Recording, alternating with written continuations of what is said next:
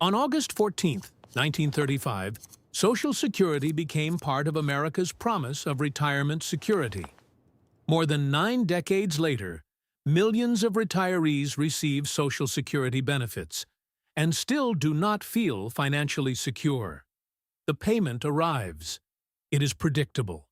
It may cover groceries, utilities, insurance, or part of the mortgage. And yet, the feeling many people expected after decades of work never fully arrives. Because receiving Social Security is not the same as feeling financially secure. The difference is not just about the size of the payment. It is about what happens after the payment arrives, how much of it is already committed, and how little room remains when life changes. For decades, work created a familiar rhythm. Money came in, bills went out, and another paycheck was expected. Even when finances were tight, income had a sense of renewal. You could work another month, earn another check, delay a purchase, pick up extra hours, or believe that next year might be better. Retirement changes that emotional structure. The salary stops. A monthly benefit begins. Savings that once looked like proof of success now look like a supply that must last for an unknown number of years. A home that once represented stability still needs repairs. Health expenses become harder to predict, and ordinary decisions begin to feel permanent. A dinner out is no longer just a dinner out. It can feel like money that will never be replaced. A home repair is no longer an inconvenience. It can feel like a threat to the plan. Helping an adult child is no longer simply generous. It can raise a private question.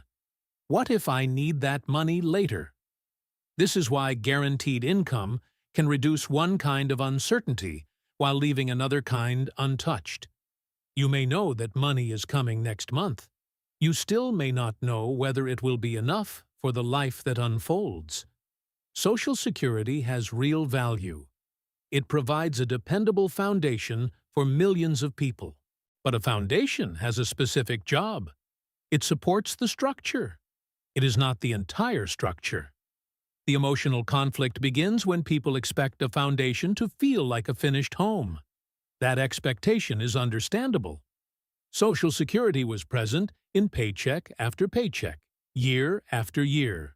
Contributions were automatic, visible, and connected in people's minds with retirement.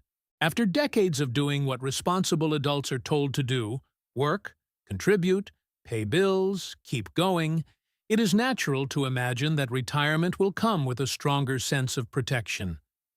Then the benefit begins, and the person discovers that predictable income and sufficient income are different things.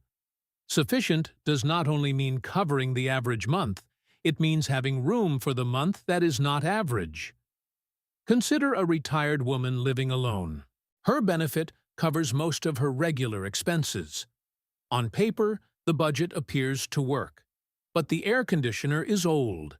Her insurance costs rise. A dental problem appears.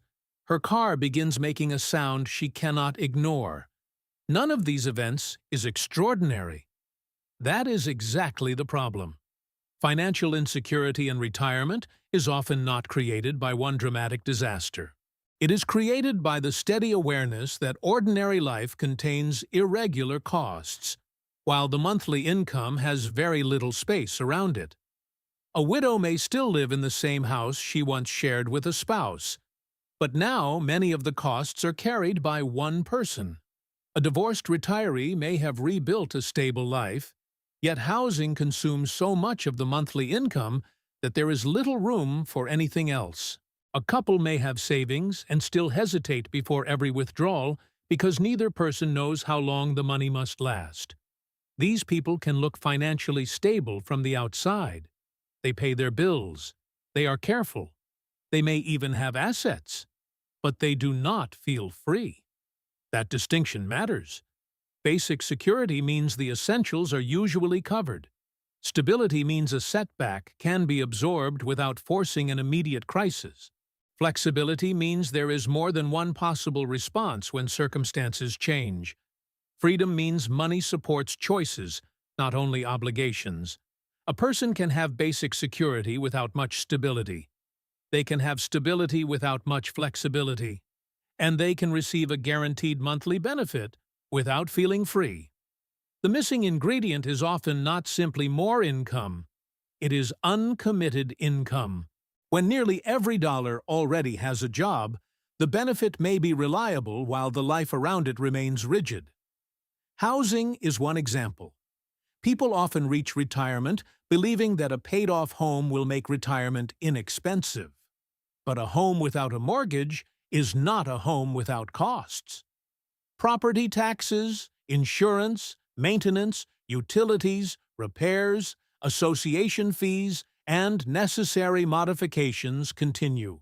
The house may be an important asset, but it can also absorb a large share of monthly cash flow. Health costs create a similar tension. Even without one catastrophic bill, recurring appointments, medications, dental work, hearing care, vision care, co-payments, and services that are only partly covered can quietly narrow the budget. The anxiety is not always about what health care costs today. It is about not knowing what it may require later. Inflation adds another layer. Retirement income may adjust over time, but a household does not experience inflation as one smooth number. It experiences it at the grocery store, in an insurance renewal, in a utility bill, or in the price of replacing a roof. When the categories that matter most to a particular retiree rise faster than expected, the budget can feel tighter even when the monthly benefit has changed. Then there is longevity. Living longer is not a financial problem in itself. It is something most people hope for. But no one knows the exact length of retirement, and that uncertainty changes behavior. Someone with savings may be able to afford a trip, replace an unreliable car, or make the home safer. Yet spending can feel dangerous because the person is not comparing the purchase only with today's balance. They are comparing it with an unknown future. What if I live another 20 years? What if I need care? What if the market falls? What if I help my family now and need help myself later? The result is a strange form of retirement insecurity. The money exists, but the permission to use it does not. This is not always irrational. Caution has a purpose. The future really is uncertain. But caution can gradually become a permanent restriction, especially when a person believes security means never allowing the balance to decline. That belief comes from the emotional difference between earning and drawing down. During working years, money is often measured by income. In retirement, it is measured by remaining resources. The same purchase can feel heavier because it appears to shorten the future instead of simply reducing this month's paycheck. That is why telling retirees to just enjoy the money can be as unhelpful as telling them to never touch the principal. Both ignore the real problem. People need a way to distinguish thoughtful spending from spending that weakens their options. The better question is not, do I have guaranteed income? It is, how much of my income is already spoken for, and how many choices remain after the bills are paid? Small monthly obligations matter more than they appear to. A subscription here, a vehicle payment there, storage, memberships, financing plans, insurance on things no longer needed, regular support for family, and services that became automatic years ago may each seem manageable. Together, they turn income into obligation before the month begins. This is one reason a person can receive the same benefit every month and still feel less secure over time. The issue is not only how much comes in, it is how much arrives already claimed. Creating more retirement security does not require predicting every future expense. No plan can do that. It requires building enough flexibility that an imperfect prediction does not destroy the plan. That can begin with one practical review. Look at your recurring expenses and ask, which of these protect my life? And which of these quietly reduce my ability to adapt? Some expenses are truly essential. Some reflect priorities you deeply value. Some only feel permanent because they have been present for a long time. And some may be connected to an old identity. The larger house, the second vehicle, the service you needed while working, or the financial support no one has discussed changing. The goal is not to cut everything enjoyable. A retirement built only around restriction is not a secure retirement. It is simply a smaller form of fear. The goal is to find one obligation that could be reduced, redesigned, shared, paused, or removed before a crisis makes the decision for you. Even a modest amount of uncommitted income can change how retirement feels. It can turn a repair from a financial emergency into an inconvenience. It can make a medical expense manageable. It can allow a visit to family without weeks of guilt. It can create time to think instead of forcing an immediate choice. Flexibility can also come from decisions that are not purely financial. It may mean discussing expectations with adult children before support becomes automatic. It may mean considering future housing needs while a move is still optional. It may mean deciding which expenses genuinely improve daily life and which ones are maintained only because changing them feels uncomfortable. It may also mean recognizing that using some savings for a thoughtful purpose is not necessarily evidence that the plan is failing. Savings were created to support life, not only to remain untouched. The balance, of course, is personal. No single withdrawal rate, claiming age, housing decision, or spending rule fits everyone. Health, family, taxes, other income, savings, and personal priorities all matter. The point is not to offer one answer. It is to replace a misleading expectation with a more useful one. Social Security can create dependable income. Dependable income matters.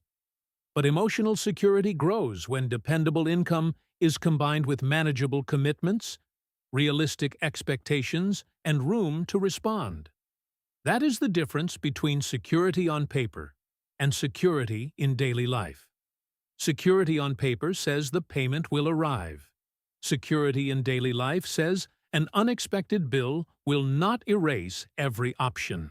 Security on paper says the essentials fit within the budget. Security in daily life says there is still room for change, dignity, and some enjoyment. Security on paper measures income. Security in daily life measures resilience. After decades of contribution, frustration is understandable when retirement still feels fragile. But that frustration does not mean Social Security has no value. And it does not mean the benefit failed simply because it cannot carry every part of retirement alone. Social Security can provide an important, predictable foundation. But a foundation is not the same as a complete retirement plan. And understanding that difference can help people make better decisions before their options become more limited. The goal is not perfect certainty. Retirement will always contain unknowns. The goal is enough flexibility that every unknown does not feel like a threat. If this made you realize that guaranteed income is not the same as financial freedom, write "I need more flexibility" in the comments. You'll find a few additional resources in the description if you'd like to go a little deeper.